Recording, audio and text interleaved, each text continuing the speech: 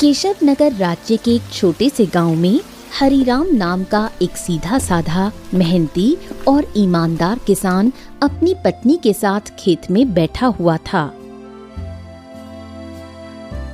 देखना, हमारी फसल इस साल बहुत अच्छी होगी।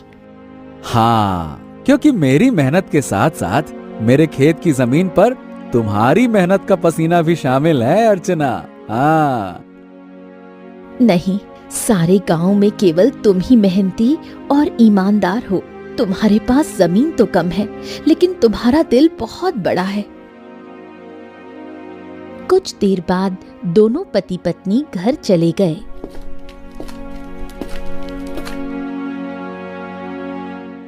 मैं तुम्हें एक बात बताना तो भूल ही गई, घर में लकड़ियां खत्म हो गई हैं। अरे चिंता मत करो, मैं कल सुबह सबसे पहले जंगल में लकड़ियां काटने के लिए ही चला जाऊंगा। ठीक है ना, ले आऊंगा। चलो अब।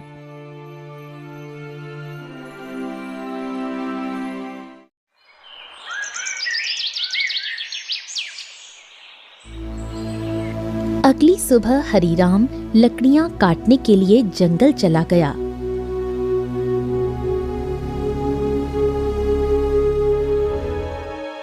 हरिराम एक पेड़ पर कुल्हाड़ी चलाने ही वाला था कि तभी उसने देखा झाड़ियों में एक घायल बंदर करहा रहा था।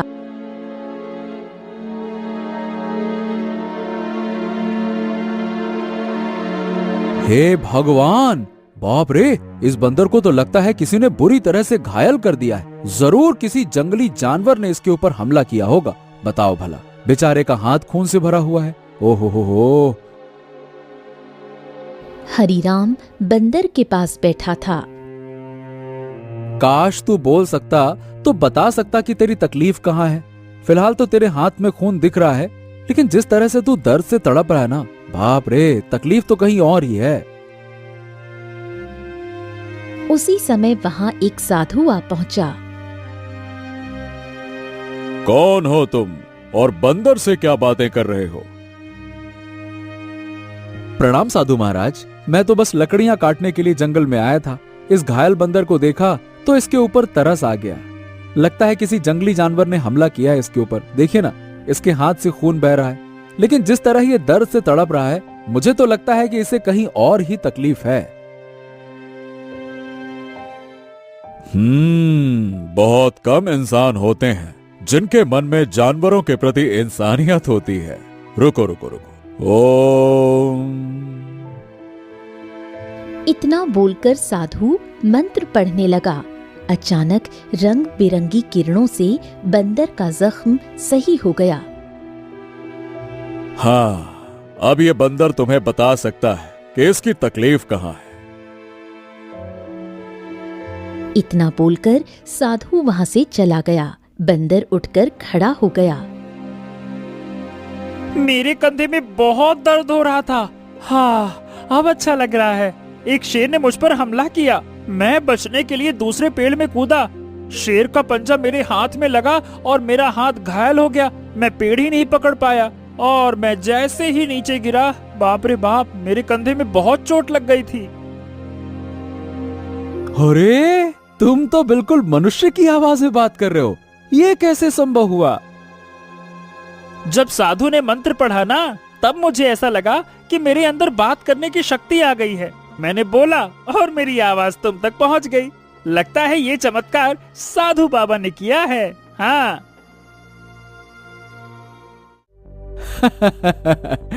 अच्छा ये बताओ, तुम मेरे घर पे चलोगे?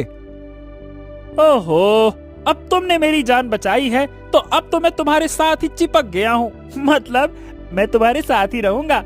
और क्योंकि मैं इंसानों की तरह बात करने लगा हूँ, तो मैं बंदरों से अब तो अलग हो गया हूँ ना। क्या करूंगा उन बंदरों के साथ रहकर?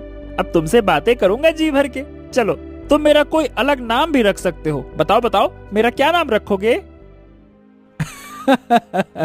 बड़े मजे की बातें करते हो तुम। चलो ठीक है, मैं तुम्हें आज से गोलू कह के पुकारूंगा। क्यों, कैसा नाम है? अच्छा नाम है ना? हाँ, अच्छा नाम है। चलो चलो चलो चलो, घर चलते हैं।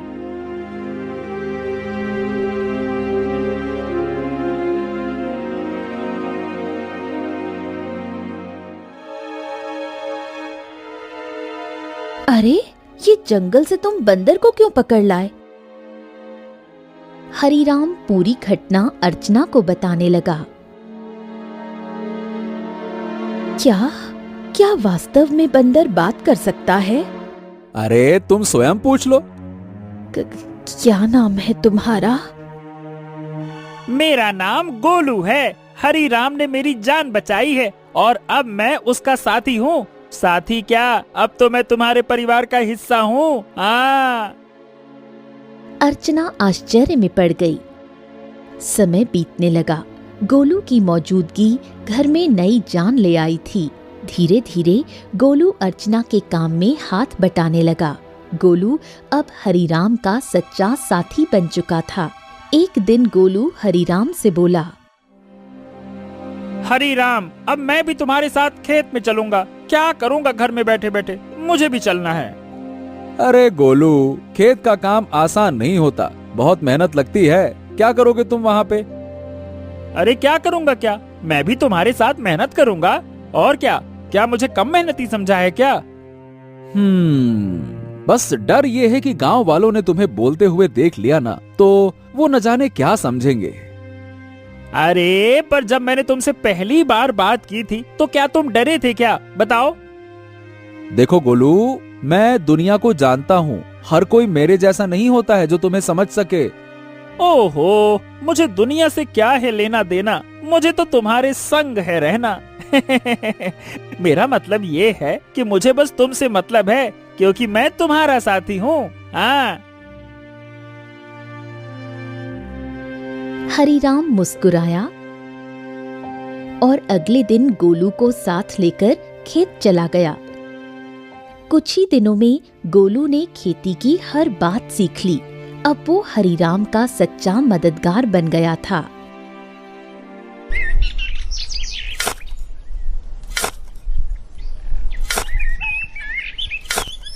हरीराम, अरे आज की मिट्टी तो बहुत भारी लग रही है।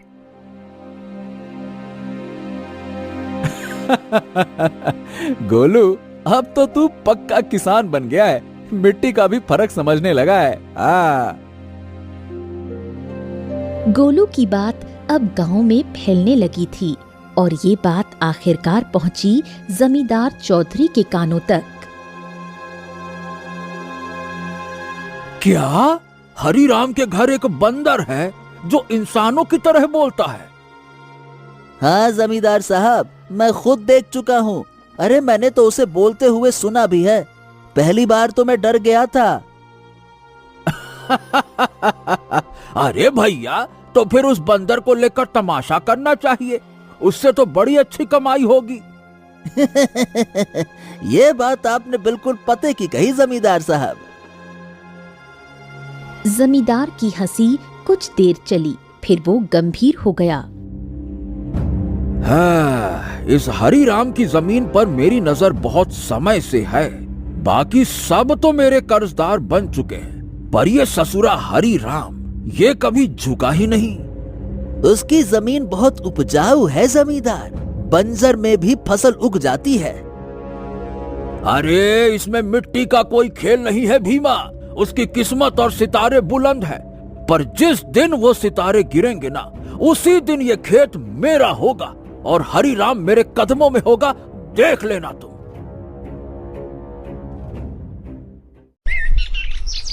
समय ऐसे ही बीतने लगा। एक दिन हरीराम और गोलू जब खेत से घर लौटे तो आंगन में बैठी अर्चना को देखकर दोनों के चेहरे पर चिंता की रेखाएं खिंच गईं। अरे अर्चना, क्या हुआ? ये कैसी खांसी है?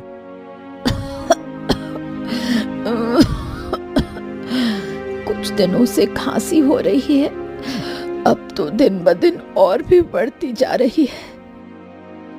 हरीराम, इसे नजरअंदाज मत करो, किसी अच्छे वैद्य को तुरंत बुलाना चाहिए। हरीराम ने देर न करते हुए गांव के एक अनुभवी वैद्य को बुला लिया। वैद्य ने अर्चना को ध्यान से देखा। हरीराम, देखो, इन्हें एक विचित्र बीमारी हो गई है। अगर समय पर इलाज न मिला तो ये जानलेवा हो सकती है। हाँ, नहीं नहीं नहीं नहीं वैद्य जी, आप तो इलाज शुरू कीजिए, मैं कोई कसर नहीं छोड़ूंगा।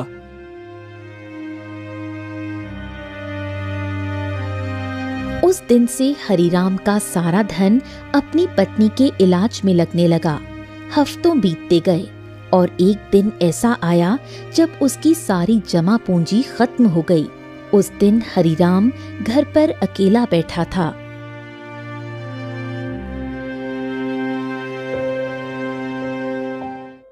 ऐसे उदास मत बैठिए, मैं अपने आप ठीक हो जाऊंगी। ऐसा ऐसा मत कहो अर्चना, मैं तुम्हें इस हालत में नहीं देख सकता। तो अब क्या करोगे? जो कुछ था सब तो मेरे इलाज में लगा दिया। अब तो बीज खरीदने तक के पैसे नहीं बचे।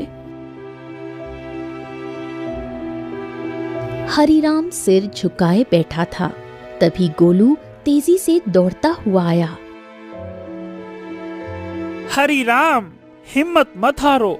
तुम्हारे 2 भाई इस गांव में रहते हैं और तुमसे ज्यादा धनी भी हैं। उनसे मदद क्यों नहीं मांगते हो हैं? हरिराम को ये बात ठीक लगी। उसी शाम वो गोलू को साथ लेकर अपने बड़े भाई केशव के घर गया। ओहो हरि राम, क्यों भाई, आज हमारे घर का रास्ता कैसे भूल गए हैं? भैया, अर्चना की बीमारी के बारे में तो अब गांव में सब जानते हैं। मैंने जो कुछ कमाया सब इलाज में लग गया। अब कुछ धन की जरूरत है भैया। तुम तो जानते हो मेरी फसल इस बार खराब हुई है। अब खुद मुझे उधारी लेना पड़ रहा है तो मैं तुम्हें कहां से दूं? हरिराम कुछ नहीं बोला, सिर झुकाकर बाहर निकल आया। अरे वो झूठ बोल रहा था हरिराम, मैंने उसके चेहरे को देखा है, वो देना ही नहीं चाहता था। हाँ जानता हूँ रे गोलू, पर चलो एक और भाई है, उनसे मिलते हैं, चलो। अब दोनों बिरजू के घर पहुंचे। बिरजू ने दरवाजा खोला और हरिराम को देखकर चौंक गया। ओ हरिराम, आज भाई की याद कैसे आ गई? भैया भैया, मेरी पत्नी अर्चना बहुत बीमार है, थोड़ा सा धन चाहिए इलाज के लिए। क्या? अरे बंटवारे में वैसे भी तुझे ज्यादा जमीन मिल गई थी, उसे बेच नहीं देता? मेरे पास धन का पेड़ लगा है क्या जो मांगने चला आया? झूठ मत बोलो भैया, सच तो यह है कि तुमने और केशव भैया ने मेरे हिस्से की जमीन भी दबा ली थी। मुझे 6 बीघा जमीन मिलनी थी, बस 2 बीघा मिली है, 2 बीघा। अरे निकल जा यहाँ से, अगर कर्ज लेना है तो जमींदार के पास जा, मुंह उठा के चले आते, भाग यहाँ से।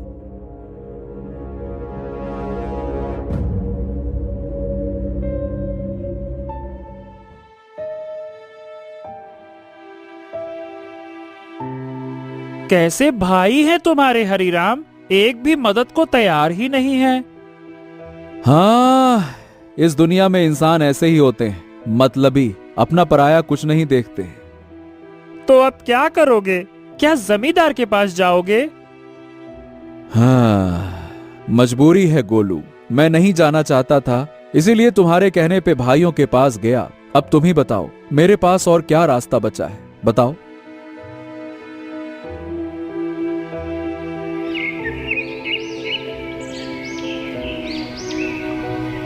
अगले दिन हरिराम और गोलू जमींदार की हवेली में जा पहुंचे। उम्मीद उसे कम थी, मगर अपनी पत्नी की खातिर उसने खुद को झुका दिया था। मैं जानता था हरिराम, एक न एक दिन तू चलकर मेरी हवेली में जरूर आएगा भैया। आपने बिल्कुल सही कहा था मालिक, जब तक इसकी किस्मत चमक रही थी तब तक बहुत अकड़ में चलता था। अब देखो कैसा मुरझाया मुरझाया सा खड़ा है। ए जमींदार, तुम्हें किसी की हालत का मजाक उड़ाने का हक नहीं है। लोग तुम्हारा सम्मान करते हैं, तुम्हें भी दूसरों का सम्मान करना चाहिए, समझे? ए बदरवा, बकवास बंद कर। तू इंसानों की तरह बोलता है, इसका मतलब ये नहीं है कि तू इंसान बन गया है, समझा? हाँ भैया हरिराम, बताओ बताओ क्यों आए हो? क्या बताएं, आपको तो सब पता है, मेरी पत्नी बीमार है, सारा धन इलाज में चला गया, कुछ धन की आवश्यकता है। अच्छा, धन चाहिए तो भैया मेरी शर्तें सुन लो। ब्याज 50% और बदले में कुछ गिरवी रखना होगा। हाँ, मेरे पास कुछ बचा है क्या जो गिरवी रखूं? जो सोने के आभूषण थे वो भी इलाज में बिक चुके हैं। अरे है ना, क्यों नहीं है? तेरे पास 2 बीघा जमीन है, भैया उसे गिरवी रखो। वक्त पर कर्ज चुकाएगा तो जमीन तेरी वरना मेरी, सीधा हिसाब। बोलो भैया। हरीराम सोच में पड़ गया। उसे अपनी पत्नी का जीवन बचाना था, मगर कीमत बहुत बड़ी थी। अरे ये तो सरासर अन्याय है। तुम किसी की मजबूरी का फायदा उठा रहे हो। ऐसे तो हरीराम कभी कर्ज ही नहीं चुका पाएगा। ए हरीराम, पहले तो तू इस अपने पालतू बोलने वाले बंदर को ले जा यहाँ से, नहीं तो मेरा मन बदल गया तो हो गया तेरा काम। जब से आया है पटर पटर पटर पटर। चुप कर। हरीराम चलो मेरे साथ, ये कर्ज मत लो, चलो। गोलू, मेरे पास अब और कोई चारा नहीं है। अरे तुम बस चलो तो, मैं तुम्हारी मदद करूंगा ना। हाँ चलो मेरे साथ। हरीराम गोलू के साथ चला गया। हवेली के भीतर जमींदार और भीमा गुस्से से खौल रहे थे। ए मालिक, हरीराम तो हाथ से निकल गया। अरे चिंता मत कर बेटा, मजबूरी उसे फिर लौट आएगी। कितना दूर जाएगा वो?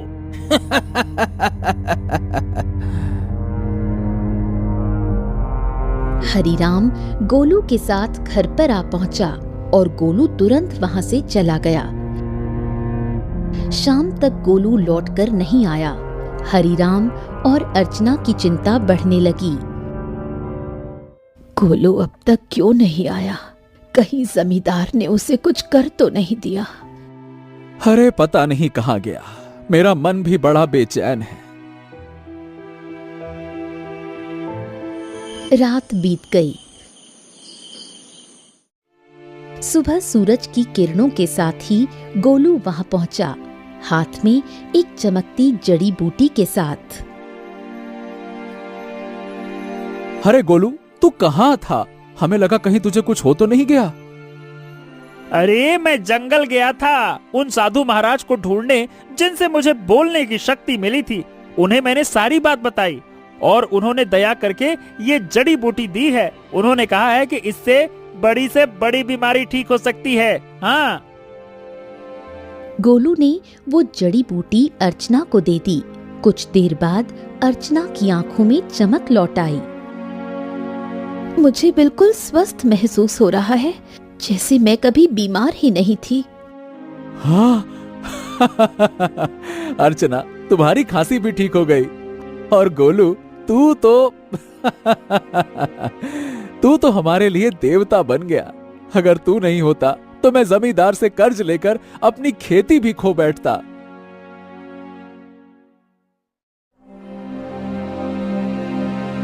हाँ, अब मेरी पत्नी तो ठीक है, लेकिन खेत में बीज डालने के पैसे तक नहीं बचे। मैं जानता था कि अर्चना के ठीक होने के बाद तुम्हें बीज की जरूरत पड़ेगी, इसीलिए मैं साधु महाराज से बीज भी लेकर आया हूँ। हाँ, ये देखो। क्या बीज? हाँ, उन्होंने ये चमत्कारी बीज दिए हैं। अब देखो, अगर तुम इन्हें अपने खेत में बो दोगे तो ऐसी फसल उगेगी जो पूरे राज्य में किसी ने नहीं उगाई होगी, और सबसे पहले तुम्हारी फसल ही तैयार होगी। हाँ, मजा आ गया ना? इतनी जल्दी? हाँ, लेकिन एक शर्त भी दी है साधु महाराज ने। जब तुम्हारा समय अच्छा हो जाए तब तुम उन लोगों की मदद करना जो जमींदार के कर्ज में दबे हुए हैं। अरे मित्र गोलू, गोलू गोलू गोलू, तू मेरा सच्चा साथी निकला। हम दोनों मिलकर अच्छे से खेत में फसल बोएंगे। चल मेरे भाई।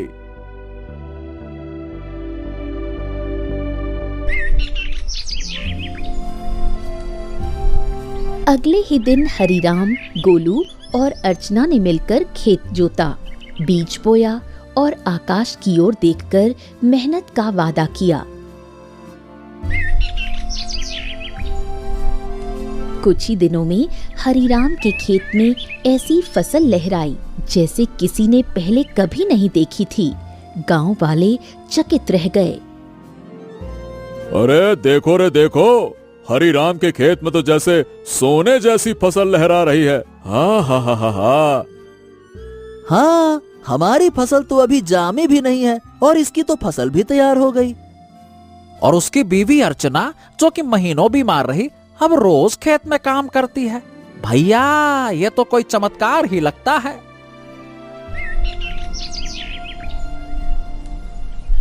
कुछ दिनों बाद हरीराम की किस्मत बदल गई।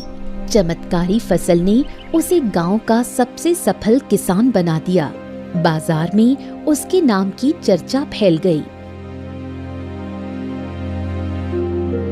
हरि राम, जपो राम नाम, बन गया तू धनवान। जो सोचा था वो हो गया सच। हाँ, वाकई में सच तो हो गया। लेकिन अब बारी है गोलू वादा निभाने की, उन सब की मदद करने की जो जमींदार के कर्ज में डूबे हैं। हाँ बिल्कुल, चलो आज से ही शुरुआत करते हैं। अपने गांव का बिंदेसर का खेत सबसे पहले छुड़ाते हैं। चलो।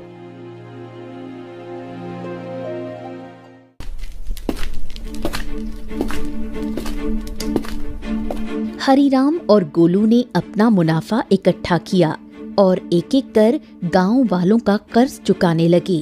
बिंदेसर, भोलू, रज्जो सभी ने अपनी जमीन वापस पा ली। हरिराम भैया, आज आपने हमें नया जीवन दे दिया। सही बताओ, बिल्कुल, बहुत बहुत धन्यवाद। गांव में खुशी लौटने लगी, लेकिन जमींदार के चेहरे पर उदासी छा गई। ये सब देखकर जमींदार गुस्से से अपने साथी भीमा से बोला, हाँ, ए भीमा, तू देख रहा है ना कि क्या हो रहा है? हाँ मालिक, हरिराम ने सबके कर्जे चुकाने शुरू कर दिए हैं। अगर यही चलता रहा तो एक दिन तो मेरी जमींदारी ही खत्म हो जाएगी और मेरा दबदबा भी खत्म हो जाएगा। आप तो आदेश दीजिए मालिक की करना क्या है। अब बहुत हो गया भीमा। अगर ये हरिराम ऐसे ही सबकी जमीन छुड़वाता रहा तो मेरा क्या बचेगा? मेरा दबदबा, मेरी हवेली है। अरे मालिक, आप तो बस आदेश कीजिए, कल ही उसका काम तमाम कर दूंगा। सब खेत में काम करते हैं, वही खत्म कर दूंगा। कहिए। खून जमीन पर गिरे ऐसा मारना साले को, ताकि सबके दिल में डर उतर जाए। जा, हरिराम को मिटा दे, जा।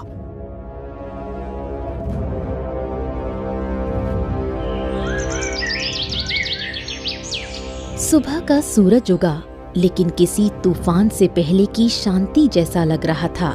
हरिराम खेत में बीजों को देख रहा था, जो अब सोने जैसे चमकते दिखते थे। अरे गोलू, देख तो, ये फसल तो जैसे गाना गा रही हो। तुम्हारे हाथ की छुअन में जादू है। हाँ बिल्कुल सही कह रहे हो मित्र। इस बार की फसल सोने की फसल जैसी उगती हुई दिख रही है। वाह वाह वाह वाह वाह वाह।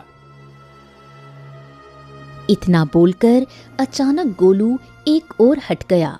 सच तो ये था कि गोलू को किसी की आहट की भनक लग चुकी थी। तभी वहां जमींदार और भीमा आ पहुंचे। भीमा के हाथ में लंबा बर्छा था। हरिराम झुका हुआ था। अब भुगतो किसान। जैसे ही भीमा ने हरिराम की ओर बर्छा फेंका, एक छलांग, एक चीख, एक वार, लेकिन हरिराम पर नहीं, गोलू पर। गोलू! नहीं नहीं, ये क्या किया तूने? तुम्हारे लिए मित्रता का मतलब सिर्फ साथ नहीं होता, कभी कभी बलिदान भी होता है। तूने मेरी जान बचाने के लिए अपनी जान दांव पर लगा दी। क्योंकि तुम मेरे साथी हो और मैं तुम्हारा।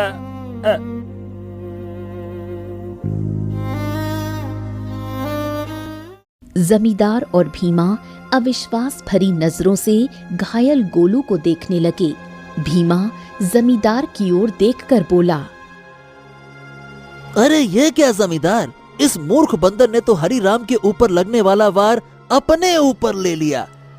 हाँ, तुमने सही कहा, लेकिन मैं फिर भी हरिराम को जीवित नहीं छोड़ूंगा। इतना बोलकर जमींदार गोलू की ओर देखकर क्रोधित अवस्था में बोला, अरे तू मूर्ख का मूर्ख बंदर ही रहा। अरे तू इंसानों की तरह बोल सकता था और इंसानों की तरह रहने लगा था, लेकिन तू इंसानों की तरह चतुराई नहीं सीख सका।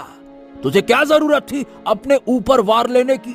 क्या आवश्यकता थी बलिदान देने की? मूर्ख बंदर कहीं का, तूने मेरे सारे किए कराए पर पानी फेर दिया। लेकिन तुझे क्या लगता है कि मैं हरिराम को जीवित छोड़ दूंगा? नहीं, मैं हरिराम को जीवित बिल्कुल नहीं छोड़ूंगा, क्योंकि उसकी वजह से ही मेरा गांव में दबदबा समाप्त हुआ है। तेरा ये बलिदान बेकार जाएगा रे मूर्ख बंदर, रुक जा। गोलू के होठों पर एक हल्की मुस्कान अब भी जिंदा थी। गोलू ने अपने मित्र हरिराम को मुस्कुराते हुए देखते हुए ही दम तोड़ दिया। तभी वहां वही साधु प्रकट हो गया जिसने गोलू को बोलने की शक्ति दी थी और जिसने गोलू को हरिराम की पत्नी को बीमारी से बचाने के लिए जड़ी बूटी और जादुई बीज दिए थे। साधु क्रोधित अवस्था में जमींदार और भीमा की तरफ देखकर बोला, जिसने निर्दोष की जान ली उसका पाप अब उससे बदला मांगेगा।